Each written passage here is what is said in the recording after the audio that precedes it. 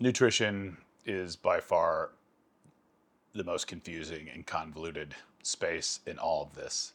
Part of the reason that's true is because everybody tends to have their own constitution. They have things that agree with them and things that don't.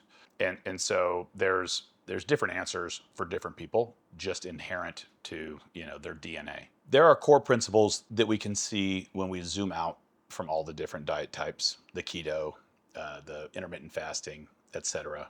And when we're thinking about this long term, the amount of food that people are eating, the composition of that food that people are eating, and then we can get down into the micronutrients in the food that those people are eating that may be driving issues in their blood work and overall health beyond that. But if we zoom out enough, and you have your own nutritional proclivities and requirements or allergies, you cannot build a one-size-fits-all plan for that. But you can first answer the questions: how much are we eating of this? Is the macronutrient makeup of this food enough to feed me for my goals? Regardless, we have to understand where that protein is coming from and how much is there and the amount of that. Now, as soon as we start having problems with our blood sugar regulation, we need to become a bit more concerned, a lot more concerned with the carbohydrate intake at that point. People can have their preferred diets and methods, and that's fine. And usually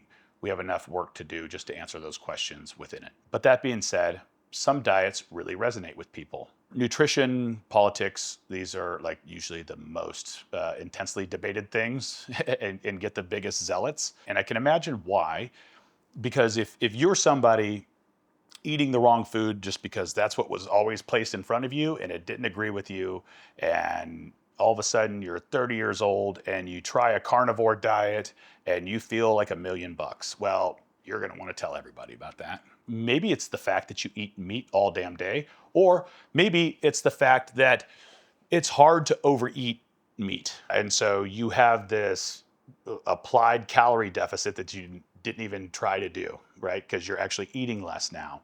And you also removed every other source of potential offending agent that maybe was driving issues in you.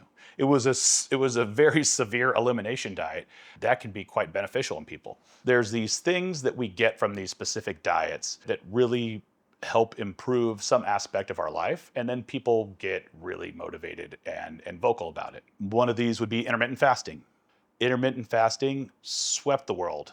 It worked for a lot of people. And it is so simple that you just don't eat anything between these certain hours. It wasn't too bad to where you could get to your time where you eat. And it's hard to overeat within a tiny window.